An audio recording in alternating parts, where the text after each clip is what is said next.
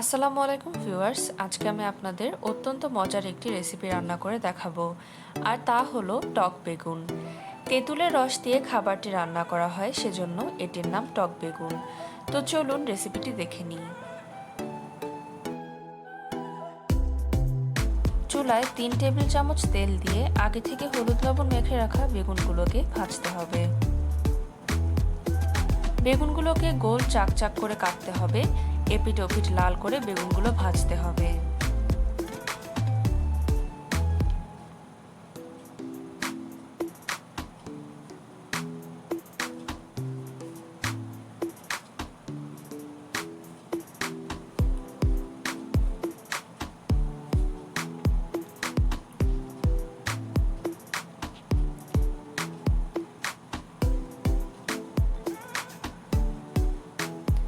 এক পিঠ ভাজা হয়ে যাওয়ার পর উল্টে দিচ্ছি।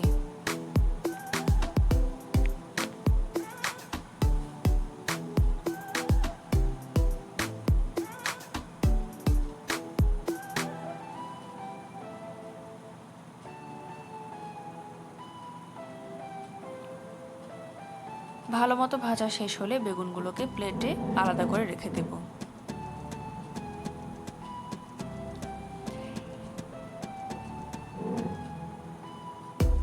বেগুনগুলো ভাজা হয়ে গেলে সেই তেলেই 1/4 চা চামচ 5 ফোড়ন দিয়ে দিতে হবে। এরপর অ্যাড করছি একটা মিডিয়াম সাইজের পেঁয়াজটাকে আমি কুচি করে নিয়েছি। এরপর দিয়ে দিচ্ছি কাঁচামরিচ ফালি করা। কাঁচামরিচ আপনারা আপনাদের পরিমাণ মতো নিয়ে নিতে পারবেন।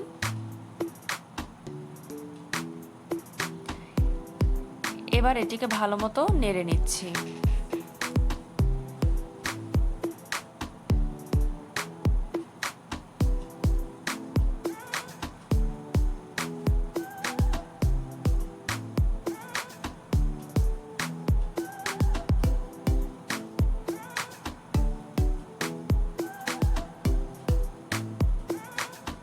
এখন এতে আমি একে একে 1/2 চা চামচ রসুন বাটা, 1/2 চা চামচ আদা বাটা, 1/4 চা চামচ হলুদ গুঁড়া এবং 1/2 চা চামচ মরিচের গুঁড়া, সাথে 1/2 চা চামচ লবণ দিয়ে পুরো মিশ্রণটাকে ভালোভাবে মিশিয়ে নেব। লবণ আপনারা আপনাদের স্বাদ মতো দিতে পারবেন।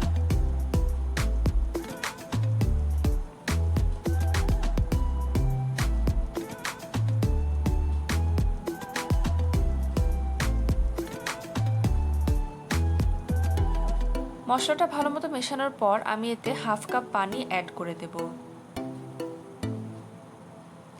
এখন মিশ্রণটিকে আমরা ঢাকনা দিয়ে ঢেকে দিয়ে ভালো মতো কষতে দেব।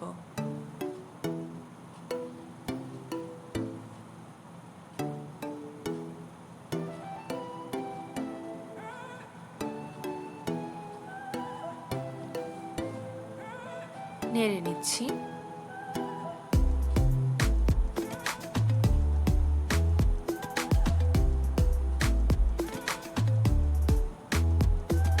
পানি যখন শুকিয়ে যাবে তখন এতে আমি আরো 1/2 কাপ পানি অ্যাড করে দেব।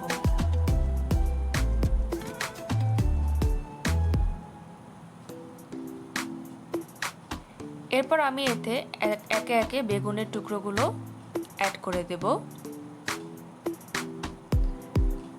আমি মোট 5 টুকরো বেগুন ভেজেছিলাম, সেগুলোকে আমি এখন অ্যাড করে দিচ্ছি।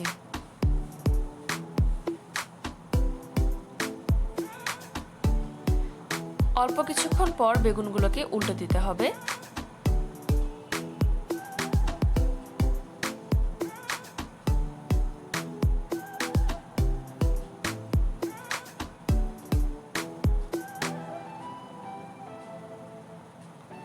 এই রান্নার অন্যতম প্রধান উপকরণ তেঁতুল। আমি আগে থেকে ভিজিয়ে রাখা কয়েক টুকরা তেঁতুলের গোলা তৈরি করেছি, সেটি এখন বেগুনের মধ্যে দিয়ে দিব।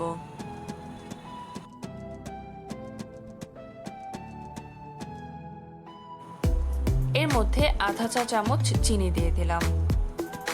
তেঁতুলের টকটাকে ব্যালেন্স করার জন্য চিনিটা দিয়েছি। এখন আমি এতে ধনেপাতা অ্যাড করে দিচ্ছি।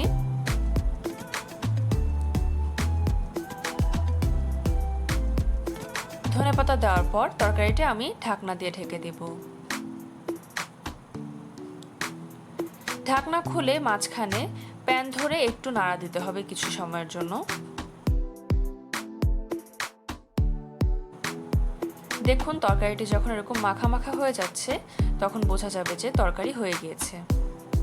তৈরি হয়ে গেল বেগুনের টক।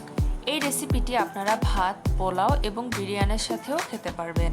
আমার রেসিপিটি যদি আপনাদের পছন্দ হয়ে থাকে তাহলে আমার চ্যানেলে আপনারা বেশি বেশি লাইক ও কমেন্ট করবেন আর সাবস্ক্রাইব করে আমার পাশে থাকবেন। সবাই সুস্থ থাকবেন, ভালো থাকবেন। ধন্যবাদ।